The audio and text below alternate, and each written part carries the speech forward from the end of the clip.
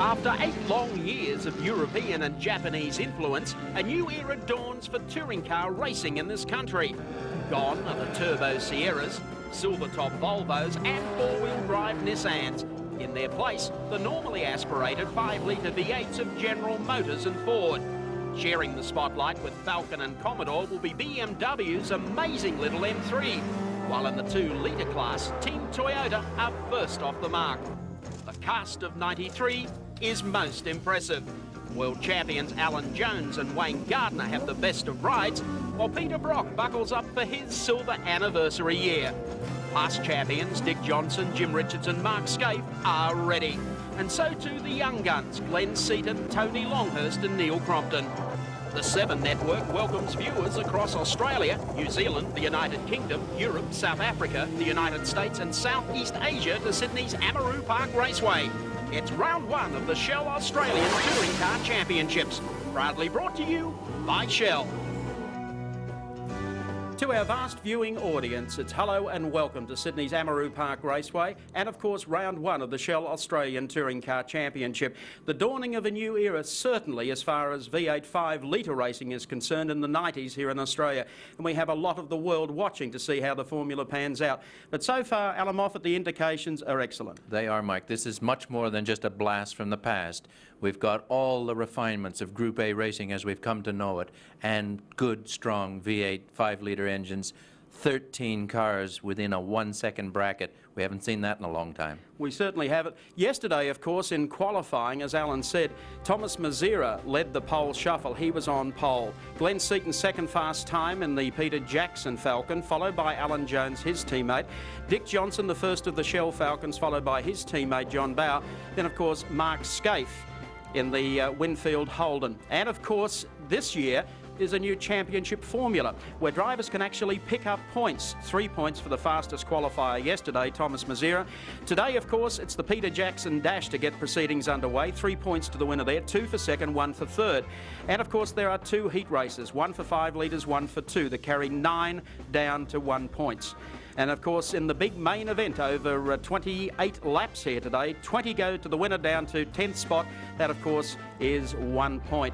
So it pays to be very, very consistent here. It will. Preparation will mean a lot, and the 2-car teams that have the ability to really finesse their situation, get their mechanical aspects just right, will be perfect.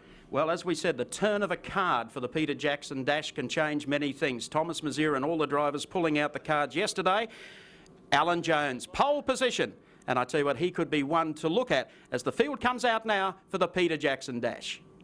The Peter Jackson Dash, 3 laps. And the booming V8s come along the back straight here at Amaroo Park Raceway. Let's look at the lineup for the Dash. Pole position has gone to Alan Jones and the Peter Jackson Racing Falcon. Alongside him on the grid will be Thomas Mazera. Out of position number 3 inside second row, Dick Johnson. His partner in that row will be Glenn Seaton. Out of 5, 1 Mark Scaife, the Winfield Commodore, and 6 John Bower, the Shell Falcon EB. And here they come along looking for the pace car to pull off the racetrack. A rolling start for the Peter Jackson Dash. Plenty of space between those front running 3 rows as they come off the pit turn. In for the start, it'll be a slow start. Pace car pulls off, they're ready to go racing. And it's Alan Jones up on the inside of Mark Scaife, poked his nose up, but got it shut down very, very quickly indeed by Dickie Johnson. John Bower looking for the inside of him in the back row. That'll give Scaife the lie for the next turn on the inside, and he tries to get across there. 1-inch strife is Glenn Seaton, gone very, very wide there. 3 abreast coming through here, and then it's Seaton down on the inside of John Bower going after Scaife. Heading to the downhill run here at Amaroo Park Raceway. Thomas Mazera getting through to take the lead, and down on the inside comes Jonesy and Dick Johnson the outside.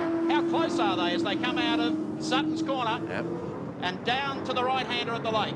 Well, there's bits of bodywork missing already as they come out of that turn down to stop corner for the first time. Thomas Mazera still locks them out as we take Dunlop race cam. Dick Johnson looking very seriously down the outside of the HRT Commodore as they come onto the pit straight for the second time. Fantastic scrap this for the Peter Jackson Dash for cash. Watch for Mark Scaife. He was the guy who was quickest here Friday and Saturday, and I'm sure he wants to get up at the front bid for the start today. Well, he's not in it yet, Mark.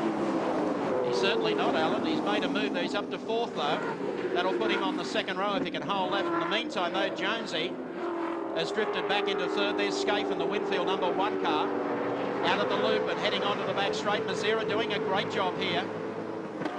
Certainly one of the sport's most underrated drivers, but boy, is he under some pressure here from Dick Johnson. A little bit tight on brakes. He's taking it easy on brakes. Doesn't want his tires to lock up. Got to remember these tires have got to be used in both heats later the day. So these fellas are trying to look after their tires.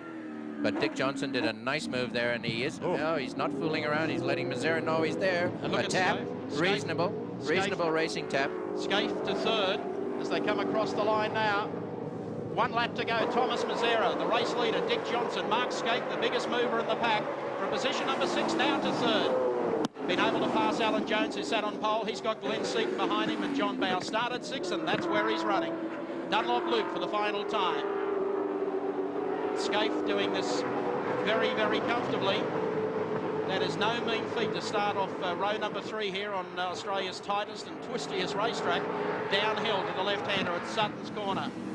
Mazera, how close can Johnson get? No closer. Johnson putting plenty of pressure on Thomas Mazera there. Thomas has already lost a bit of bodywork, but that won't slow him down. We are looking strongly at a Falcon and Holden front row. If Johnson can hang on to this second place under intense pressure from Mark Scaife as they come onto the start-finish line for the last time. Last corner coming up, and Thomas Mazera is going to have 6 championship points. He comes across the line. Johnson takes second. Scaife is third, followed by Alan Jones, Glenn Seaton, and John Bowe, as I said, started 6th, and that's exactly where he finished. I would think a delighted Thomas Mazera and Holden Racing Team. And let's go down to Andy Raymond with the Trophy Dash winner. Thanks, Mike, and a first-up win for the pole sitter here. Thomas Mazera, you must be wrapped. I'm very happy. Like, I had a pole yesterday and I earned it, and now Alan missed the gear up to the hill on the first lap, and that was all over, I thought. But we left the car sort of very low on fuel, and I ran out of fuel out of one of the slow corners, and I had to put the reserve pumps on, and that's where Dick sort of gave me a bit of a bump. And, you know, sorry to Dick, I didn't brake test him or something. It just ran out of fuel. We saw 3 laps of action. There was a lot of bar bending going on, a lot of panel beating going on. Is that what we can look forward to throughout the season? I bet you, and we're going to beat those Fords.